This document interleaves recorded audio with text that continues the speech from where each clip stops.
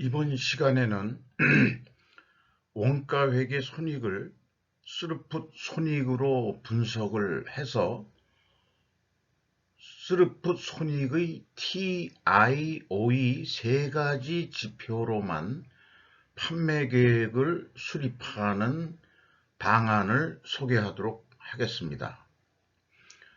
TIOE는 T는 스루풋의 약자고요. 인벤토리는 재고 자산을 의미하겠습니다. 오퍼레이팅 익스펜스는 운영 비용이라고 번역을 했습니다.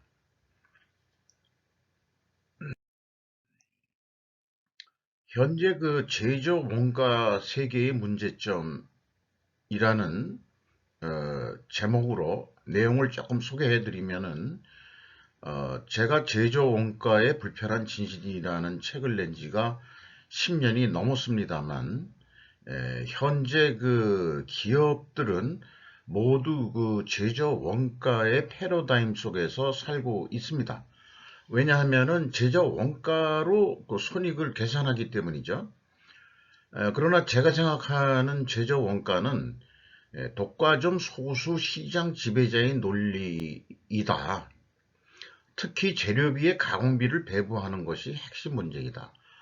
그러니까 소수 독점 업체들이 시장 지배적 사업자가 원가가 얼마나 들든 가공비를 배부해서 거기다가 마진을 붙여서 팔아먹음에도 불구하고 소비자들은 그대로 그 가격으로 사라 하는 논리뿐이 안 되는 거거든요. 그러나 이제 세상은 시장에서 가격이 형성되는 거지 독점의 논리 가지고는 형성되지 않습니다. 물론 아직도 시장 지배적 사업자는 이 곡물 시장이라든지 그 다음에 그 지하자원 특히 에, 원유 가격 또는 그 비철금속이나 철강 이런 것들은 물론 시장 지배적 사업자로 계속해서 그 유지 될 수 있을 것입니다. 하나 그 다음 단계의 모든 제조업체들은 이 그 독점 업체의 재정과 논리를 그대로 답습해서 쓰고 있다는 게 문제죠. 이거를 그 국가 경제에 비유를 하면은 소수의 부유층과 다수의 빈곤층의 구조를 만들어낸다. 이렇게 비유할 수도 있겠습니다. 불평등을 완화시켜 중산층을 만들 방법은 없는가? 항상 그 중산층이 많은 마름먹골형 구조의 경제를 희망하는 경제학자들이 많이 있습니다. 모 경희대 물리학자는 파레토 법칙을 인용해 과학적인 방법은 없고 사회 문제로 해결해야 한다는 그런 그 TV 강의를 한 내용을 한번 봤습니다. 그러니 항상 사회주의 분배론이 나올 수밖에 없는 거죠. 근데 예를 들어서 그 러시아나 뭐 소련이 이제 해체돼서 러시아가 됐고 또 중국이 현재 그 자본주의 시장 경제 체제를 받아들이면서 사실 국가 자본주의 형태로 되면서 그렇게 그 공산주의라는 이상향은 사실상 없어지고 공산당이라는 그 상류층과 그 다음에 전 인민의 빈곤화에 성공을 한 것 같습니다. 그러니까 에, 자유민주주의 자본주의 체제보다 더 빨리 그 소수의 이 부유층과 그 부유층이 공산당이죠. 그리고 다수의 빈곤층을 아주 빠르게 이 성공시킨 대가 이 중국 공산당이라고 할 수 있겠습니다. 에, 그런 중국 공산주의를 지금도 그 신봉하는 이 사회주의 국내에 그런 어떤 그 단체들이 있다는 게 기가 찰 정도로 느껴집니다. 중소기업을 중산층이라고 좀 그 비유를 하면은 살아나는 방법은 살아나는 방법은 바로 스루풋 세계 패러다임으로 전환하는 것이다. 이게 과학적인 방법이라고 저는 감히 주장하고자 합니다. 그러면 원가 세계의 일반적으로 영업과 생산에게 각각 내년도 판매 계획과 생산 계획을 지시하는 그런 상황을 모델로 한번 진행을 해 보겠습니다. 2021년 실적이 10,000원이었고요. 매출원가가 7,000원이었고 판매관리비가 2,000원이었다. 그래서 이익이 1,000원 남았었다. 그러면은 2022년도 목표를 세우려면은 이 매출액이 얼마가 돼야 될 거고 매출 원가는 얼마가 돼야 될 거냐. 영업 쪽에서 쉽게 예측할 수 있는 것은 판매관리비가 10% 정도는 오를 것 같소 라는 것만 우선은 생각할 수 있을 겁니다. 그러니까 영업 혼자서 매출 계획을 세우기도 난감하다 이거죠. 매출 원가를 산출하는 제조 원가팀이 별도로 있어야 될 테니까요. 그래서 일반적으로는 3, 4분기 실적을 토대로 영업은 선형 예측을 해서 거기에 몇 프로 증가시킬 것인가를 계획할 것이다. 그러니까 이 3, 4분기 때 예를 들어서 7,500원까지 했으면 연말까지 10,000원은 매출이 일어날 거다 이렇게 얘기했겠죠. 그게 전년도보다도 한 20% 상승한 거다 이렇게 된다 그러면은 내년에도 우리는 20% 상승할 수 있지 않을까라고 그렇게 일단 그 어림셈으로 매출 계획을 세울 것입니다.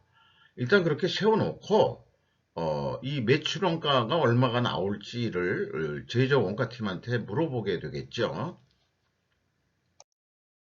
그럼 매출 원가 예산은 어떻게 나오냐? 이제 실적이 뭐 위와 같은데 목표가 그 매출원가 목표가 9,200원이 나왔다. 그 다음에 매출액은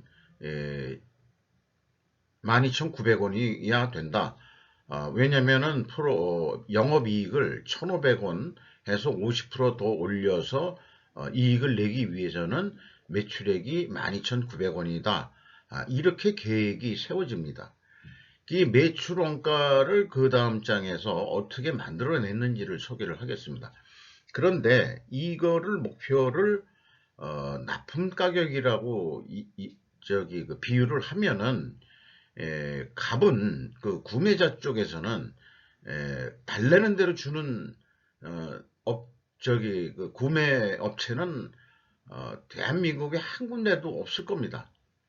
그래서 12,000원 정도로 가격을 그 계약을 했다 그러면 아주 후하게 그 계약을 해줬다. 이렇게 얘기할 겁니다. 결국은 그 계약 금액 대비 예상 영업이익은 600원으로 산출이 되겠습니다. 그럼 핵심은 9,200원이라는 매출원가를 어떻게 산출해 냈을 거냐. 이거를 한번 또 가보죠.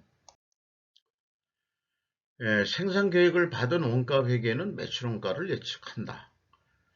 여기서 제가 쓰는 WCAI는 Working Cost Allocation Inventory라고 해서 가공비 배부 재고 자산이라고 그 명하고 있습니다. 그러면 그 총 제조 비용이 2021년도에 8,000원이었을 거다. 생산 재료비가 4,000원이었고 가공비가 4,000원. 요 똑같이 4,000원이면은 가공 비율이 50%라는 것을 의미합니다. 일반적으로 조립산업이 표준적인 가공 비율이 한 50% 돼서 그렇게 모델로 삼아 봤습니다. 그래서 기초 재고가 1,000원 있었는데 기말 재고가 2,000원으로 증가를 했다. 그러면은 그 증가액이 1,000원이 증가하는데 이걸 마이너스로 표현합니다. 왜냐하면 기초에서 기말로 빼기 산식을요. 그래서 매출원가가 7,000원이 나옵니다. 그러니까 매출원가 산식은 이렇거든요. 매출원가는 기초재고, 여기 기초 WCAI입니다. 더하기 총 제조비용 빼기 기말재고거든요. 그러니까는 기초에서 기말을 뺀 거에다가 총 제조 비용을 더하면은 에, 그 매출 원가가 나오게 되겠습니다. 그래서 생산 재료비가 그 보니까는 20% 증가를 했다. 그 다음에 가공비도 20% 증가를 했다. 그렇다면은 내년도에도 이 정도 수준으로 증가할 것이다. 이건 물론 변할 수도 있겠죠. 그 시장 조사를 그 더해서 원재료 가격이 2021년도에 많이 올랐는데 내년도에는 뭐 국제 경제가 안정이 돼가지고 원자재 가격이 조금 안정화돼서 20% 뿐이는 안 올라갈 것 같다. 뭐 이런 얘기도 해볼 수 있는 거겠죠.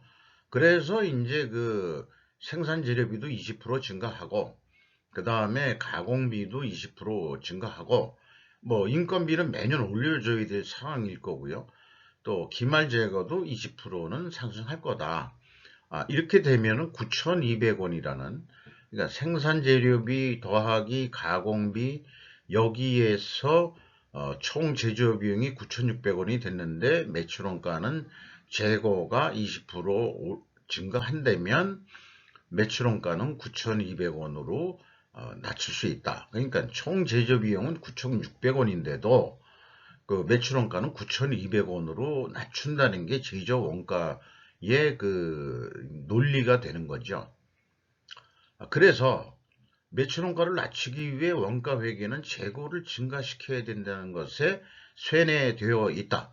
이것이 현재 그 자본주의 경제에 재고를 계속 증가시켜야 된다는 고정관념성에 묶여 있는 게 바로 제조 원가 패러다임에 사람들이 모두 세뇌 당하고 있다. 거기에 세뇌되어 있어서 그거에 맞춰서 다들 행동들을 한다. 이렇게 볼 수 있겠습니다. 만약 재고 감소를 한다면 오히려 판매 증가임에도 재고가 감소했다는 얘기는 그만큼 많이 판매가 됐을 거라는 얘기죠. 에도 영업이익은 줄 것이다. 상대적으로 매출액이 증가했지만 그것을 보면은 이 매출 원가가 9,200원에 그 계획을 했었는데 실질적으로 재고를 그 2,400원이 아니고 1,600원으로 재고를 20% 줄였다고 한다면은 매출 원가는 10,000원으로 증가하게 됩니다. 10,000원으로. 그러면은 매출액이 그 12,000원 계약에서 13,000원이 했다고 그래도 나중에 계산하면은 이게 이 적자가 될 확률이 높은 거죠. 그만큼 그 안 오를 수도 있습니다. 그러니까 영업이익이 줄 수도 있습니다. 그 다음 장에 조금 더 이 진행을 해보면은요.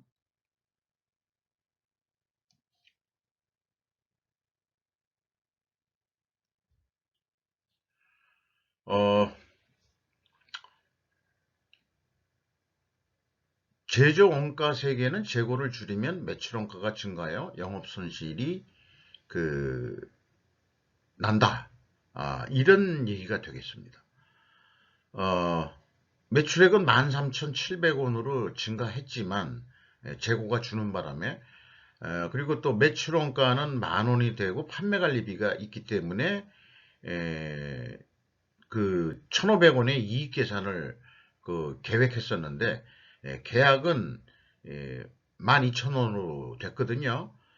그리고 매출원가가 재고가 줄은 바람에 매출원가가 증가를 해서 마이너스 200원으로 영업 손실이 나게 되어 있는 게 원가 회계의 논리가 되겠습니다. 구조가 그렇다는 얘기죠. 따라서 총 제조 비용을 뭐 줄인다고 하더라도 그것은 크게 효과가 없고 결국은 그 재고를 증가시켜야만이 영업이익이 난다는 그 논리에서 벗어나지 못하는 거죠. 제조원가 그 프레는 앞서서 설명한 대로 20%그 다 인상이 됐고 기말 재고만 20%를 낮춰본다는 그런 경우에 그러니까 원가 세계는 절대 재고를 줄이지 말라. 이런 어떤 그 방침이 나올 수밖에 없는 상황이죠. 이것이 과연 과학적이고 또 이 세상을 지배해온 논리인데 이것이 모순이 아니겠느냐? 저는 이렇게 생각을 하는 바입니다.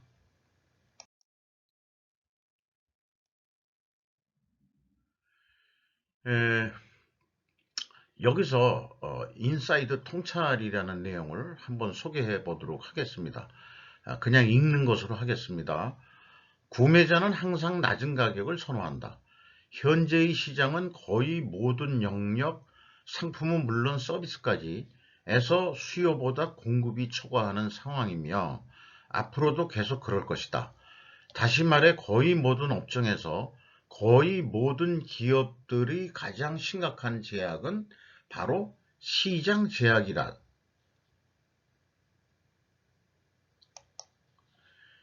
이런 상황에서 공급자는 가격 융통성을 확보하고 또한 그것을 지속적으로 키워갈 수 있는 역량을 끊임없이 개발해 유지해야 생존할 수 있다.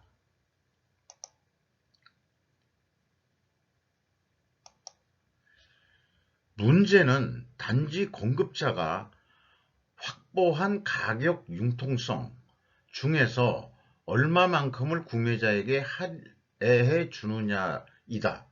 확보된 가격 융통성을 구매자에게 다 내주는 철부지는 없다. 구매자는 힘이 있든 없든 항상 가격을 깎으려 한다. 강력한 힘을 가진 구매자는 더하면 더했지 결코 덜하지 않다. 가격 결정권은 시장으로 넘어간 지 이미 오래되었다. 모든 공급자들의 생존은 운영의 안정성을 유지하면서 전체 최적과 부분 최적을 아우르는 유효한 방법으로 지속적 개선을 실행해 나가는 데 달려있다. 이 얘기는 이렇게 정리해 주신 분은 GMS 그 IT 전산 프로그램 회사의 함정군 그룹께서 작성해 주신 내용을 인용해서 소개했습니다. 납품업체의 견적가격은 여지없이 가격이 깎이는 게 현실입니다. 그래서 2021년은 아마 견적가격을 11,000원에 냈을 겁니다. 왜냐하면은 우리가 눈에 익힌 방식이죠. 생산재료비에 가공비, 그래서 판관비가 이렇게 나가니 그 마진 1,000원이라도 먹으려면은 11,000원의 견적을 냈을 것이다. 그런데 이제 2022년에 12,000원의 계약을 따내고자 한다면은 견적 가격을 얼마나 낼 거냐 하면은 똑같고 아까처럼 매출 생산 재료비가 말하자면은 4,800원, 가공비가 4,800원, 그렇게 해서 9,600원이 돼가지고 또 판매 관리비도 2,200원 또 200원 증가해서 프로핏을 우리가 1,500원은 좀 먹어야 되겠다. 영업이익을. 그러면 제시가격은 13,300원에 견적을 내보자. 이렇게 계획을 했을 겁니다. 그러니까 깎임을 당할 것을 알고서 근거는 다 될 수 있는 거죠. 우리가 한 1,500원은 먹어야 되겠소. 이런 식으로. 그래서 13,300원의 견적 가격을 냈는데 구매자는 적어도 1,300원이라는 이익을 당신들한테 추가로 보장해 줄 수 없다.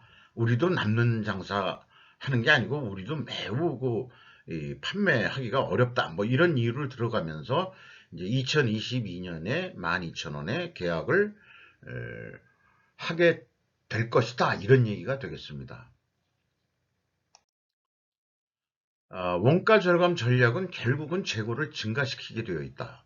제조원가 논리로서는 이렇게 될 수밖에 없는 거죠. 그래서 12,000원에 계약을 했으니 이익을 더 좀 내기 위해서는 어떻게 될 거냐. 그래서 지금 봐서는 이 코스트 다운을 좀 실행을 해 봐야 되겠는데 실행 방법을 어떻게 할 거냐. 그러면은 재고를 증가시켜라. 아니 감소시켜라 라고 증가시켜라죠. 20% 올리기로 했는데 30% 올렸다. 그러면은 이제 증분율로는 50%가 이제 증가하는 게 되는데요. 그거에 의해서 총 제조 비용이 나오게 되고, 그 생산 재료비 가격이 또 45% 올랐고, 가공비는 그 저기 20% 올리는 거로 예산을 잡았었는데 1%라도 더 여러 비용들을 좀 노력해서 깎아봐라. 이래서 매출원가를 재고를 증가시켜서 매출원가를 줄이면 된다. 이렇게 해서 계산하면은 897원의 이익이 날 뿐이다. 그러니까 생산을 더해서 재고에 돈이 많이 들어가고 그 다음에 원가 절감을 하고 비용 절감을 힘들여서 했지만 결국은 897원밖에 이 영업이익을 못 낼 것이다. 이런 얘기가 되겠습니다. 이익 297원을 증가시키려고 결국 재고에 1600원의 현금을 잠기게 만드는 그런 우스꽝스러운 바보 같은 짓을 하게 만드는 게 제조 원가의 논리라는 거죠. 제 주장인즉슨 그런 것입니다.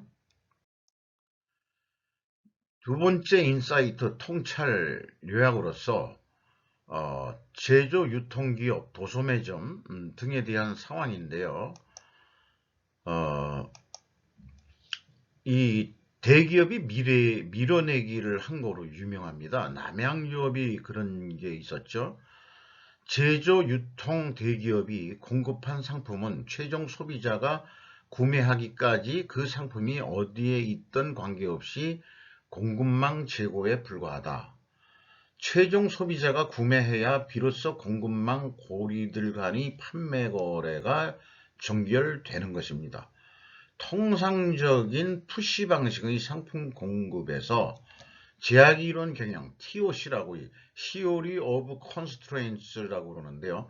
TOC, 제약이론 경영이라고 얘기합니다. 거기에 땡기는 방식의 유통으로 전환하면 된다는 해결책이 있고요.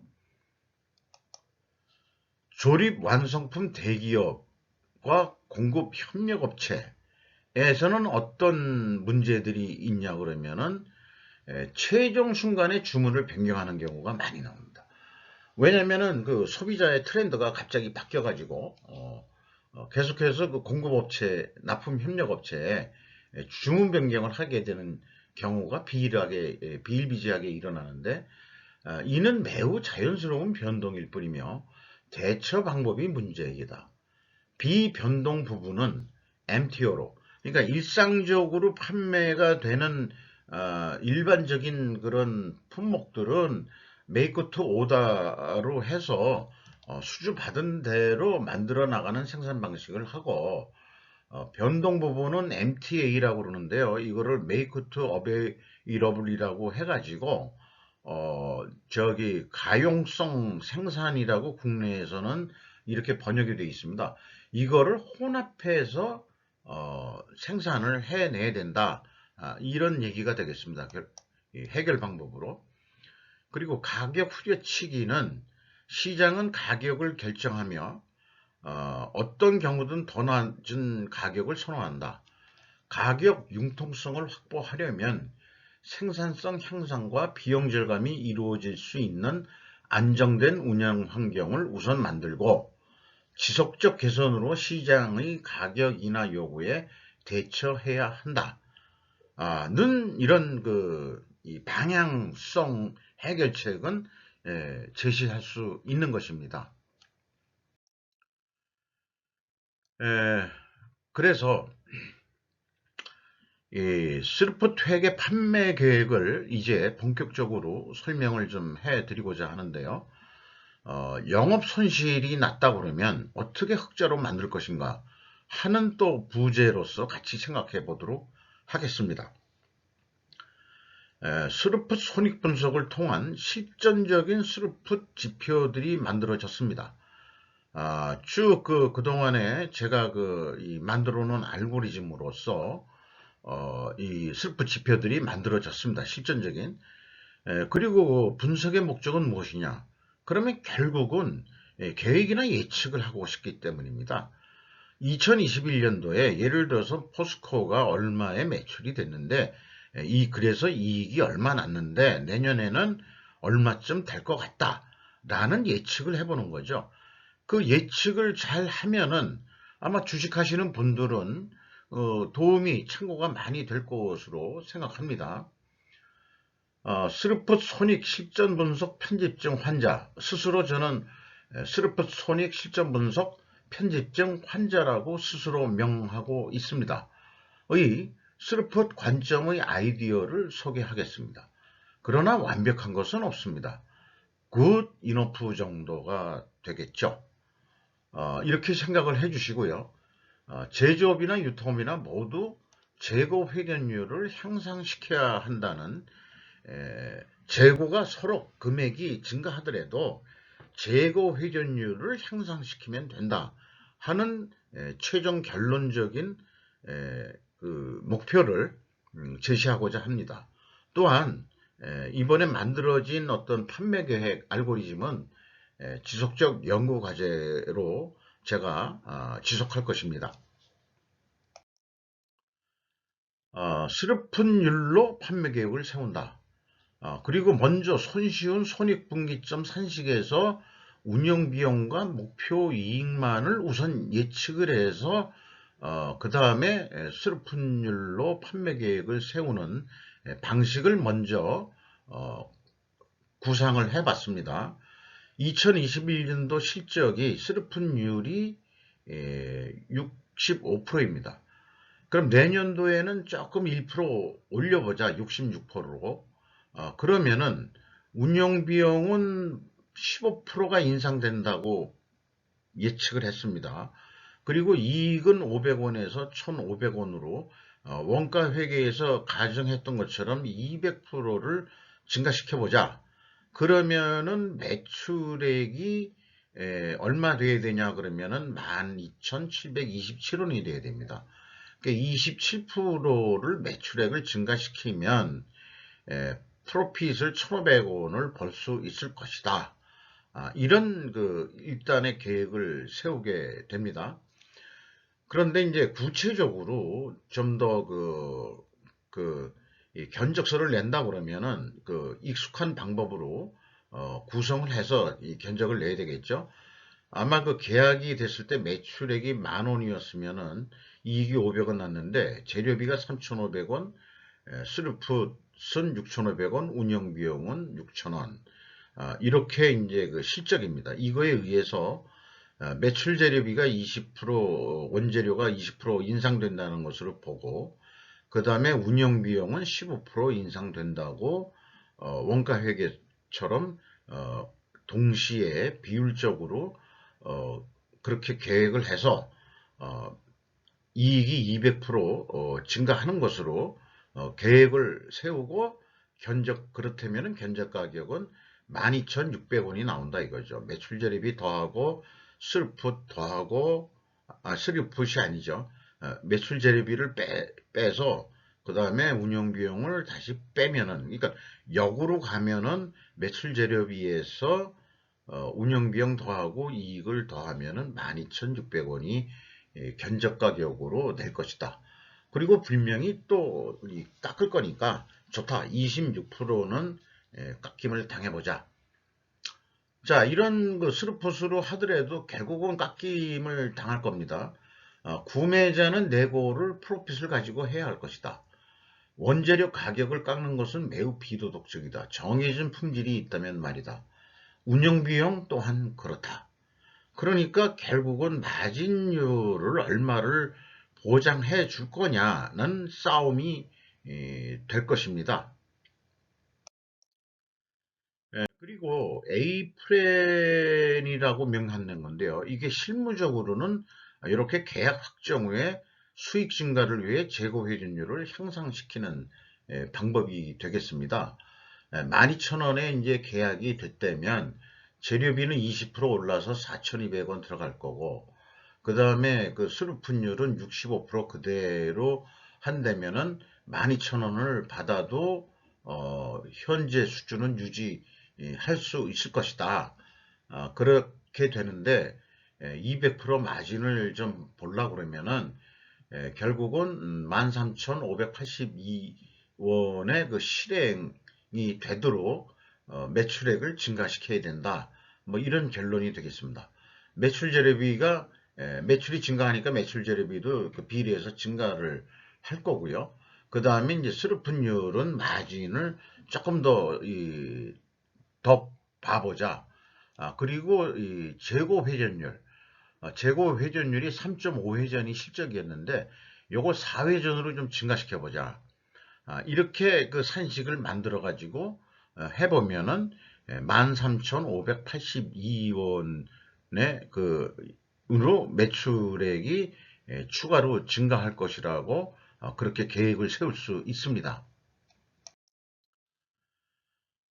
재고 회전율을 3.5회전에서 4회전으로 향상시킨 결과를 말씀드리면은 이제 그 목표 견적가라고 여기서 얘기했습니다만 이게 이제 계약가가 됐죠.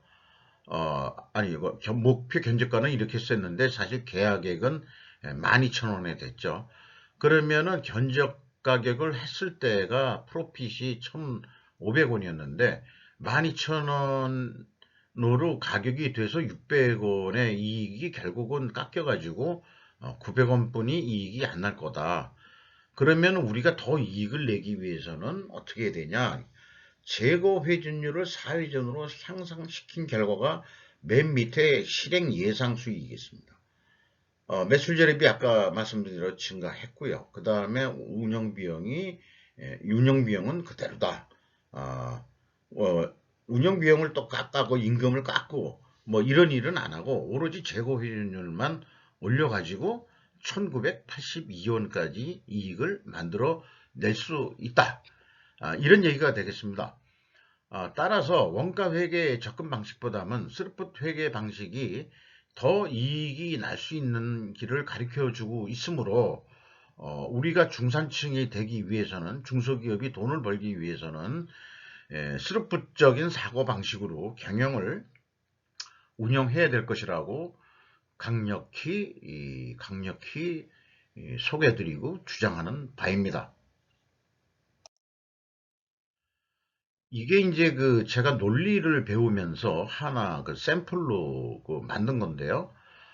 우리는 수익 창출을 향상시키기 위하여 장의 N을 극복하는 중간 목적 재고 회전율을 획기적으로 향상시켜야 한다.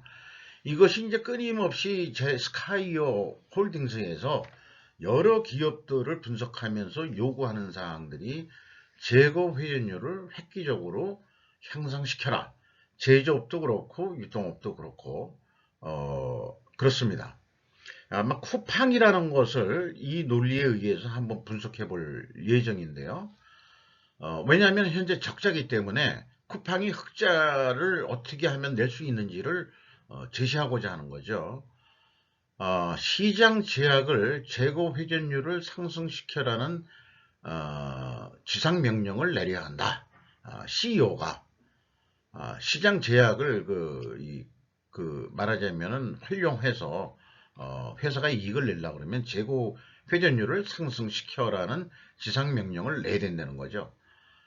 그리고 현재 미국이 SCM 리쇼어링 전략으로 가고 있는데 한 30년 정도 중국을 좀 봐줬다가 중국이 이제 패권에 도전하면서 이제 다시 누르고 있는 중으로 다들 이렇게 요즘 그 미국 중국 관계를 그 미중 관계를 그 해석들을 하고 있습니다. 그래서 그 생산 공장을 이제는 그 4차 산업 시대가 돼서 저임금 노동이 굳이 그 필요 없는 거고 중국 자체가 늦게 그 이 자본주의 경제를 받아들이면서 국내에서 예를 들어서 그 수작업으로 그 선반 가공하던 것을 중국 애들은 바로 그런 이 수작업 기능 그런 게 필요 없이 NC 선반을 가지고 바로 들어왔기 때문에 중국이 저임금으로 물건을 싸게 만든다 하는 것은 논리상 성립하지 않습니다. 그것은 국가 자본주의에 의해서 정책적으로 싸게 내구 재고를 계속 증가시키면서 그 30년 동안 해왔던 방법이니까 재고 증가는 바로 또 생산 증가니까 GDP가 지속적으로 증가했다고 걔네들은 주장을 하는 건데 이제 수명이 다 했습니다. 중국은 미국이 리쇼어링으로 다시 공급 사슬을 가져가니까요. 그 와중에 이제 우리 삼성전자 그다음에 그 현대자동차 뭐 SK 하이닉스 미국에다 공장 지세요라고 바이든이 지금 얘기를 하고 있는 거고 트럼프 때부터 결국은 미국으로 다 공장 와라. 그리고 여기서 만들어서 인건비 지급하고 취직시켜서 미국 경제 돌게 해라라고 강요를 하고 있는 겁니다.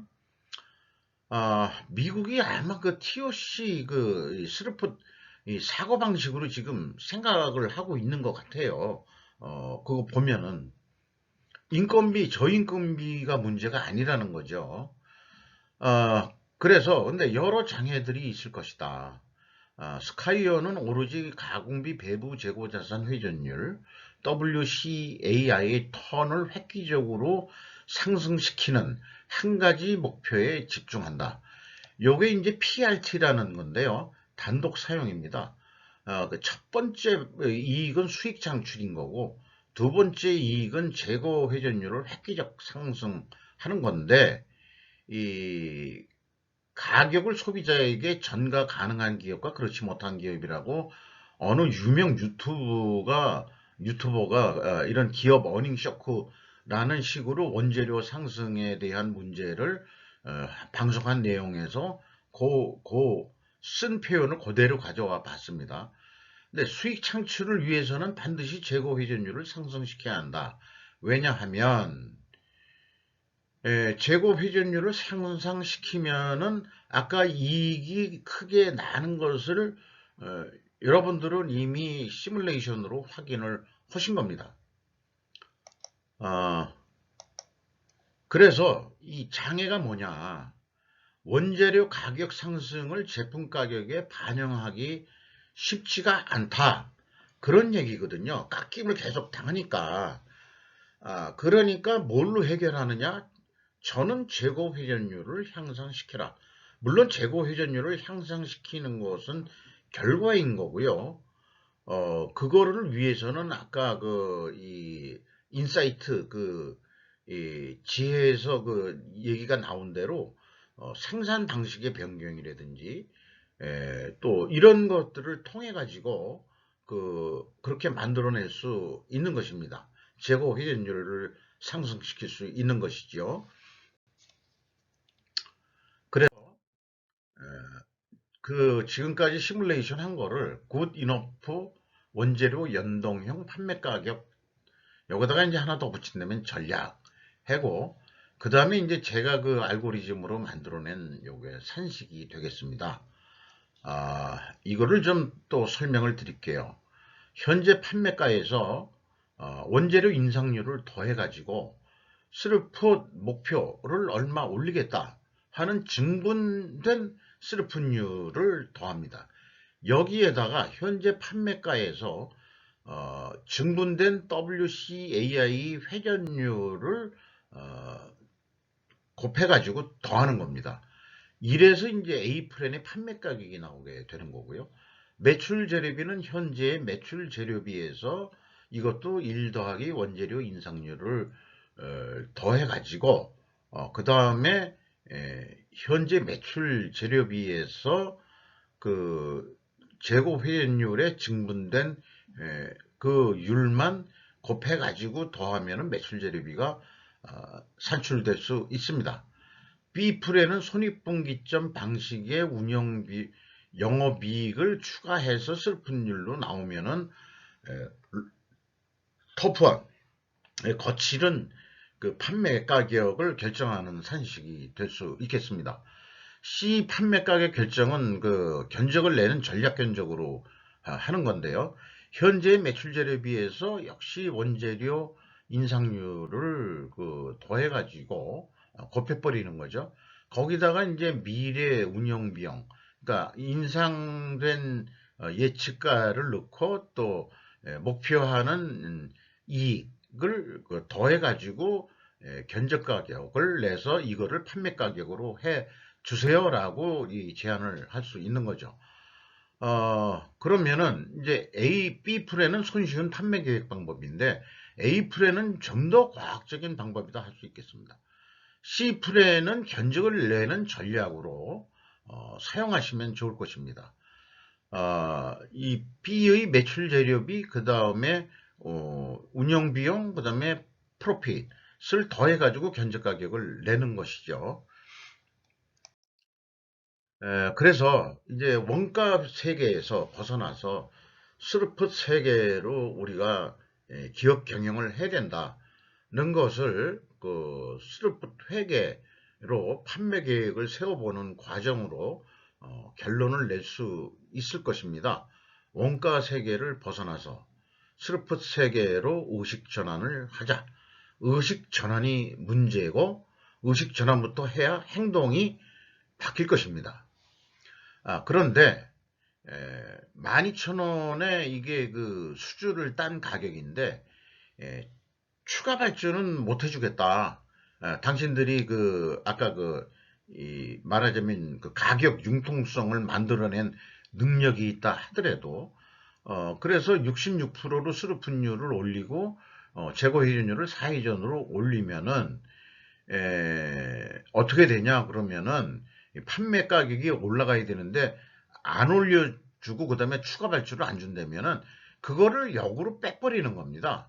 이 그 가격 융통성을 빼버리면은 실행 가격은 얼마냐 그러면은 1725원의 실행 가격을 할 수 있는 겁니다. 그러면은 실질적으로 12,000원에 계약이 됐으니까 계약 대비 증분 효과만큼 코스트 절감 효과가 있는 것입니다.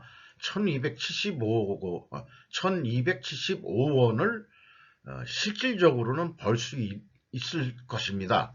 이것은 하나의 예측 프로그램으로서 실전적으로 한번 해보고 2022년도에 평가를 내려볼 수 있겠죠. 이거를 1년 동안 못 기다리겠으니까 1분기 정도 지나서 한번 이거가 과연 이 매출액을 더 이상 안 올려줬을 때 그 가격 융통성을 만들어낸 이런 그 노력의 대가로 얼만큼 실행 가격을 만들어낼 수 있는지를 한번 해보는 것으로 그렇게 계획하고 있습니다. 그래서 이 계약 이상 추가 발주 약속하지 않을 경우 자연적 프리타임 플로우 효과로 이용할 수 있지 않을까. 이런 그 말로 정리를 해봤습니다. 그래서 앞장에 미리 그 산식은 다 말씀을 드린 거를 다시 한번 이 빼기로 해가지고 실행 가격을 거꾸로 나타낼 수 있다. 이 말씀을 드리는 거고요. 이것은 이 증분율을 더 추가 판매할 수 없을 경우에, 이런 경우에 산식으로 이용한다. 이런 얘기가 되겠습니다. 그리고, 그 한 군데에서는 더 이상 추가 발주를 못 준다면은, 공장에서는 그 구매자 말고 다른 경쟁 업체에, 우리가 이 추가 FTF를 창출했으니, 영업액의 추가 판매를 생산 공장장은 강력히 더 요구할 수 있는 거죠. 야, 어차피 월급 나가. 그러니까 또 추가 좀 발주를 받아봐. 이런 식으로 이제 영업 부분한테 요구할 수 있게 되는 여유가 공장장한테 생기는 것입니다. 자, 이러한 그 장밋빛 미래를 우리는 보면서 계획을 세워봤고요.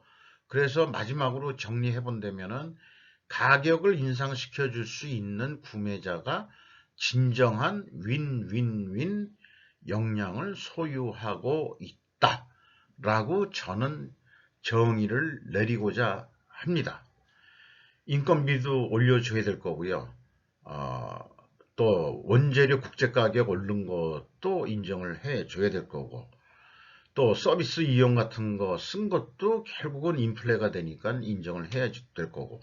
근데 다 인정해 줄 수 없으니 어떻게 하면은 가격을 깎을 수 있겠느냐. 인상은 시켜주는데 뭐든 그 비율만큼은 안 되니 당신들한테 재고 회전율을 증가시키는, 향상시키는 비법을 알려줄 테니 가격을 깎아라 라고 할 수 있는 역량 있는 구매자가 되기를 희망하면서